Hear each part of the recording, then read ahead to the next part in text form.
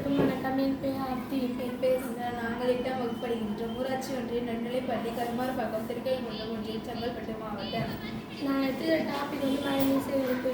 மழைநீர் சேகரிப்பு என்பது மழை பொழிவு இம்மிடத்திலே அந்த தண்ணீரை தேக்கி கோடை காலங்களில் பயன்படும் நிலத்தடி நீர் செறிவூட்டுவதற்கும் பயன்படும் ஒரு எளிய முறையாகும்.